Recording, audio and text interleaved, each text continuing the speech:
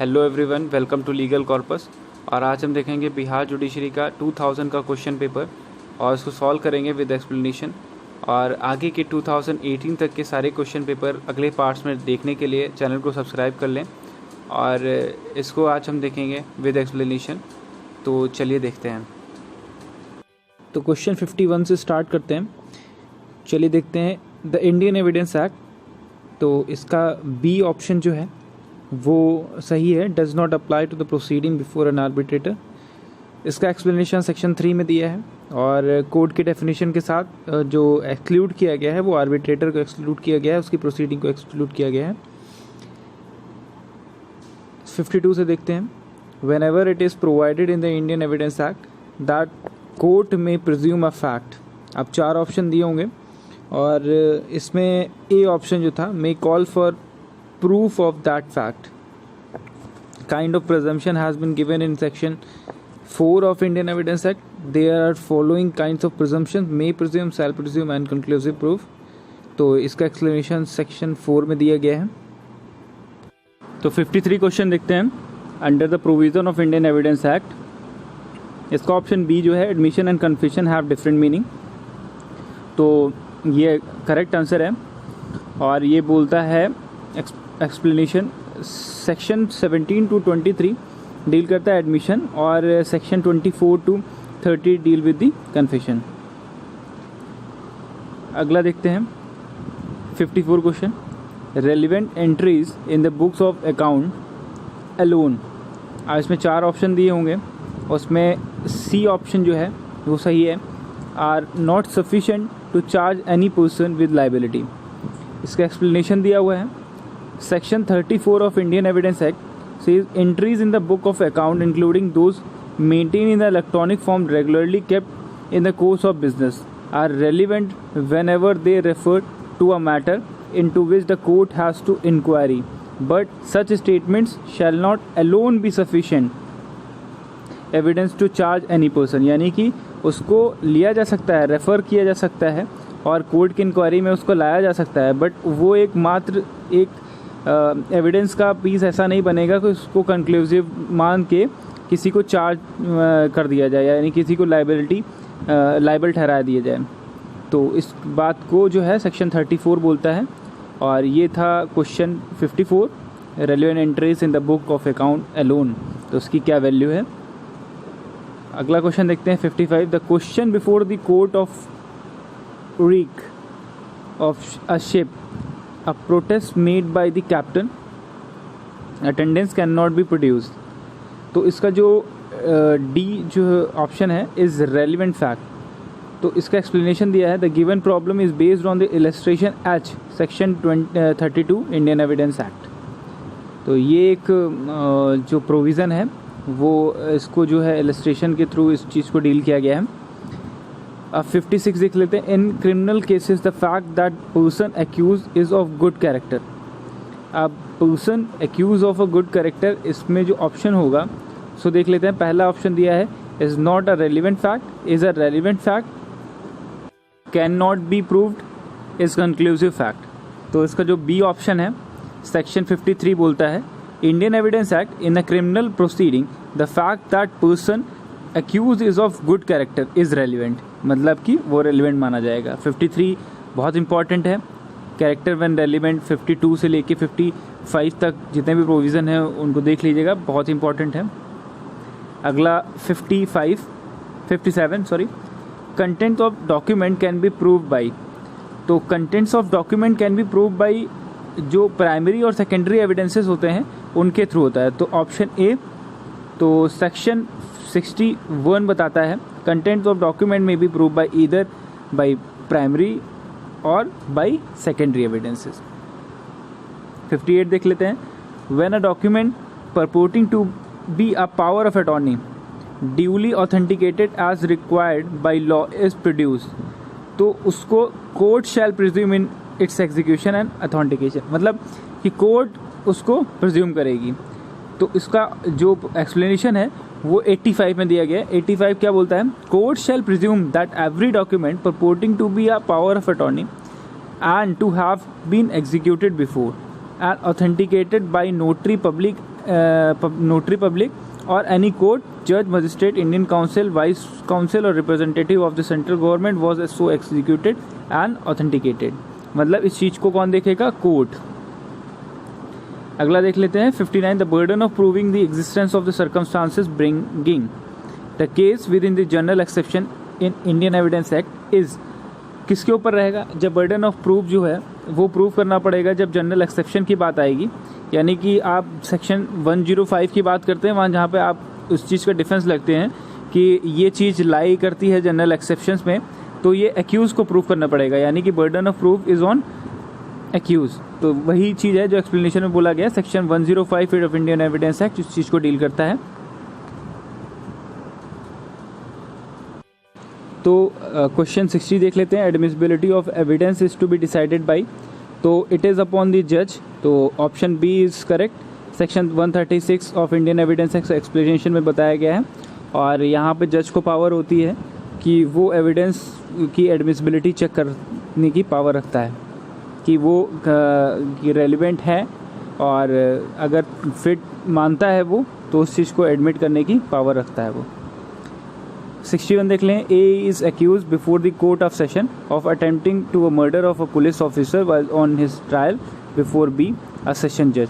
जज के सामने वो चीज़ होती है तो उस चीज़ को कंपेल किया जा सकता है या उसको एग्जामिन किया जा सकता है, क्या किया जा सकता है, इस चीज़ की बात करता है. तो आंसर ए यानी कि B can be examine as to what occurred. जो भी हुआ उस चीज़ को एग्जामिन किया जाए बट कंपेल नहीं किया जा सकता, जो कि section 121 of Indian evidence act बोलता है. उसको पढ़ लेना. Section provision. क्वेश्चन 62 देखते हैं. A sentence of imprisonment for life pass by assistant session जज. तो अब यहाँ पे स्टार्ट होता है CRPC, और ये इंडियन एविडेंस एक्ट के इतने ही क्वेश्चन जो है 2000 बिहार जुडिशरी के में आए थे. तो अब यहाँ से मैं देखता हूँ कि ये जो क्वेश्चन है वो रिलेट करता है CRPC से. तो इसको क्या बोलते हैं कि असिस्टेंट सेशन जज जो है वो इम्प्रिजनमेंट फॉर लाइफ सेंटेंस पास करता है. तो क्या होगा ये? तो it is beyond his power, क्योंकि असिस्टेंट सेशन जज के पास ये पावर नहीं होती है. सेशन जज के पास पावर होती है, एडिशनल सेशन जज के पास पावर होती है कि वो इस चीज़ को कर सकता है, लाइफ इम्प्रिजनमेंट दे सकता है, और डेथ पेनाल्टी अगर देगा यानी डेथ सेंटेंस अगर देता है तो हाई कोर्ट की after the consultation with the high court, and high court उस चीज़ को जब वेरीफाई करेगा तभी उस चीज़ के पावर का यूज़ कर सकता है एडिशनल सेशन जज और सेशन जज, ना कि असिस्टेंट सेशन जज. और असिस्टेंट सेशन जज 10 साल के ऊपर की सज़ा नहीं दे सकता है, लाइफ इम्प्रिजनमेंट उसके पावर में नहीं होती है, तो it is beyond his power. और ये सेक्शन 28 में दिया गया है. Section 28 CRPC talks about the sentence which the high court and session जज में पास. और अगला देखते हैं 63. क्वेश्चन 63 देता है. In certain cases any police officer, और इसमें देखते हैं can arrest any person without an order from magistrate and without warrant. तो ये सही है, और सेक्शन 41 भी यही बोलता है कि CRPC का कि पुलिस में अरेस्ट विदाउट वारंट. 64 देखते हैं. Any property which may be alleged और suspected to be have stolen. तो इसका ऑप्शन क्योंकि ये सीज की जा सकती है बाय पुलिस ऑफिसर, तो इसका ऑप्शन बी इज करेक्ट. और according to section 102 clause 1 CRPC बोलता है कि any police officer may seize any property which may be alleged और suspected to be have been stolen और which may be found under circumstances which create and suspicious of commission of any offence. तो इस चीज़ को 102 जो है CRPC का deal करता है. 65 देख लेते हैं. If a husband has contracted marriage with another women और कीप्स अ मिस्ट्रेस. तो option A is a ground for his wife to refuse to live with him. सिर्फ एक अकेला उसके पास एक वो रहेगा ऑप्शन कि वो उस चीज़ को मतलब उसके साथ रहने से रिफ्यूज़ कर सकती है, और ये सेक्शन 125 क्लॉज 4 बोलता है. इसको देख लेना.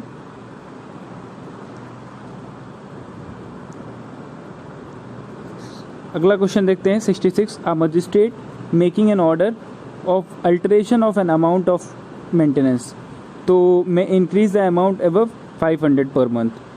On approval of change the circumstances, any person receiving maintenance under section 125 magistrate may such alteration as he think fit.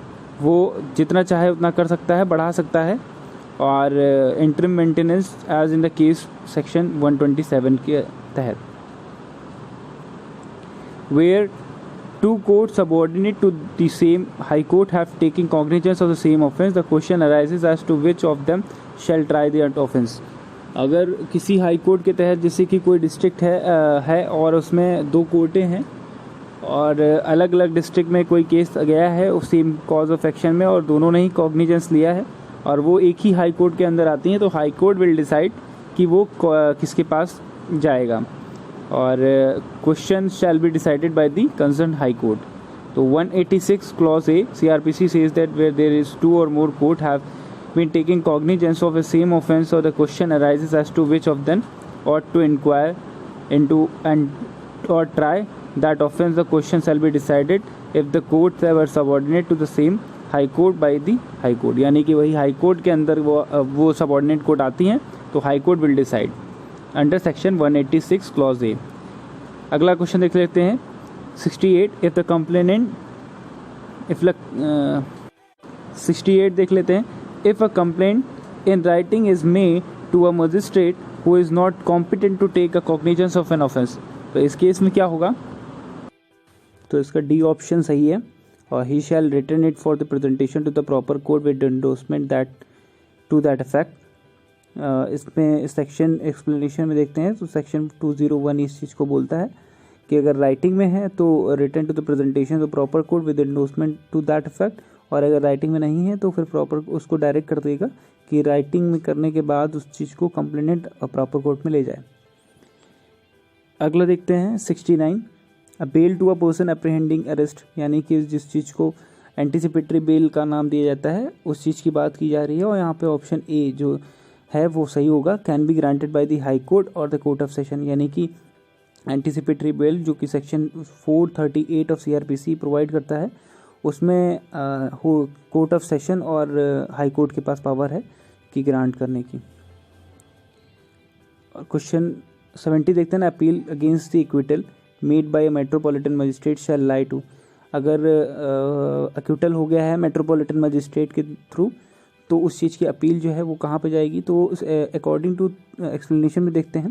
According to 378 1 sub clause A, district magistrate may in any case direct the public prosecutor to present an appeal to the court of session from an order of acquittal passed by the metropolitan magistrate in respect of cognizable or non-cognizable offences, non-bailable offences. तो ये ए जो है वो session court यानी session court में जाएगी. 71 देख लेते हैं.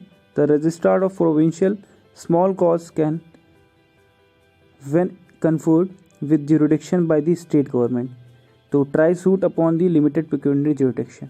और ये इम्पोर्टेंट है. और स्मॉल कॉज जो है उसमें प्रोविज़न में आता है. स्मॉल कॉज एक्ट जो होता है उसमें आएगा. और यहाँ पे CRPC के जितने क्वेश्चन थे वो शायद एंड हो गए हैं. और इस चीज़ को explanation section 7 of CPC and read with the provincial small cause act 1877 बोलता है. क्वेश्चन 72 देख लेते हैं. A court of small causes under the provincial small cause court act can take a cognizance of all suit of civil nature, यानी section 7 फिर वही बात. Section 7 of CPC read with the provision provincial small cause act 1877. Provincial small cause courts can try a suit relating to mortgages. Section 7 same explanation. 74 देख लें. An appeal against an order of provincial small cause court is appellable the shall be made to. तो section 7 उस चीज़ को deal करता है. और district court होगा जहाँ पे जो प्रोविंशियल कॉज का स्मॉल कॉज एक्ट कोर्ट की जो अपील होगी वो सीधे डिस्ट्रिक्ट कोर्ट जाएगी. 75 a save as provided by the provincial small cause court act a decree और order made under the provision of the said act shall be क्या होगा? Appealable होगा. यानी कि रिव्यूड फाइनल, नो डिक्री और order के मतलब नहीं होगा यहाँ पे अपीलेबल होगा. ये कि सेक्शन 7 CPC का बोलता है. See which of the following suit are excepted from the cognizance of the provincial small cause court act. तो यहाँ पे option D, a suit for recovery of rent other than house rent, section 7 of CPC are read with the provincial small cause act 1877। और ये section 7 बहुत important है और provincial small cause act 1877 भी इस चीज़ को बताता है। Court as defined the arbitration and the conciliation act 1996। तो इस चीज़ को कोर्ट की डेफिनेशन में क्या क्या है तो इसको देख लेते हैं। और इसका ऑप्शन ए सही है, means the principal civil court of jurisdiction in the district and include the high court. Section 2(1) sub clause A define the term court. 78 देख ले, मैटर्स क्लियरली इलीगल और प्योरली क्रिमिनल, तो can not be refer to arbitration, यानी कि illegal और purely criminal हो तो उस चीज़ को नहीं दिया सकता, क्योंकि according to section 89 of the CPC arbitration is an alternative mode of settlement of dispute, cases of criminal in nature are outside the scope of the arbitration, यानी कि क्रिमिनल मैटर नहीं जाएंगे वहाँ पे, वो इसके स्कोप से बाहर है। 79 देख लेते हैं, specific question of law in arbitration, तो can not be refer to arbitration. Specific question of law is in arbitration, तो वो स्पेसिफिक क्वेश्चन उस चीज़ को नहीं डील करेगा, यानी can not be refer to arbitration. No authority to determine the question of law. 81 देख लेते हैं, the parties to an arbitration are free to determine the number of arbitrator provided that such number shall not be an even number, यानी कि जैसे कि 1 हो गया, 3 हो गया, 5 हो गया, तो इवन नंबर्स में रहेंगे और कितने भी जो है आर्बिट्रेटर अपॉइंट करने के लिए पावर है, कितने भी पार्टी जो है अपने आर्बिट्रेटर अपॉइंट कर सकती है। सेक्शन 10 बोलता है इस चीज़ के बाद। और 82 देख लेते हैं, arbitrator may be of any nationality unless otherwise agreed by the parties, और पार्टी जैसा डिसाइड करती है उसके अलावा अगर किसी भी नेशनलिटी का है तो वो चलेगा। Section 11 sub clause A of the act, person of any nationality may be an arbitrator otherwise agreed by the party, अगर ऐसा कुछ पार्टी ने एग्री नहीं किया है और अगर कुछ उनके बीच में बात हुई है तो छोड़ के, वरना किसी भी नेशनलिटी का है तो आर्बिट्रेटर चलेगा। एन आर्बिट्रेटर 83 देख लेते हैं, an arbitrator can be removed even if he is not a guilty of misconduct. 86 देखते हैं, the section in the code of civil procedure. तो सेक्शंस जो होते हैं उनको अमेंड करने की जो पावर होती है वो सिर्फ पार्लियामेंट के पास होती है, और जो ऑर्डर और रूल्स होते हैं उनको अमेंड करने की पावर हाई कोर्ट के पास होती है। तो sections in the code of civil procedure is substantive in nature and can be amended only by the parliament, and the order and rules are procedural and the procedural in nature and can be amended by the high court, state government और parliament। तो इसमें जो power है sections को amend करने की वो parliament के पास है, तो ऑप्शन ए इज़ करेक्ट। 87 देख लेते हैं, order and rules in the first schedule of the code of criminal procedure see can not be override the provision in the section, override नहीं कर सकते। तो 88 देख लेते हैं, the subject to the pecuniary or other limitation prescribe by any law suit for recovery of position of immovable property must be instituted in the court. तो option D जो है, within whose local limit of the jurisdiction the property is situated, correct होगा। अगला देख लेते हैं, ये section 16 of CPC में दिया हुआ है। अगला 89 देख लेते हैं, principle of res judicata applies to execution proceeding also। तो according to clause 7 of section 11 the principle of res judicata applies to the execution proceeding also। 90 देख लेते हैं, compensatory cost in respect of false and vexatious claim or defense can be awarded up to 3000।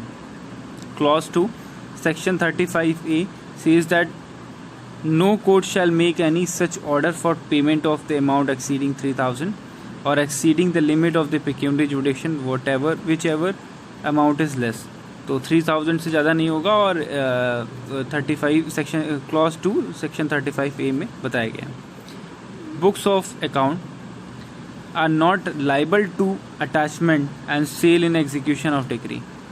तो books of account जो होंगे वो attachment में नहीं, उनको ऐड किया जाएगा और एग्जीक्यूशन डिक्री के एग्जीक्यूशन में, जो कि प्रोविज़ो 60 में दिया गया है, clause D of proviso to section 60 sub clause A provide the book of account shall not be liable for the attachment of sale in the execution of decree.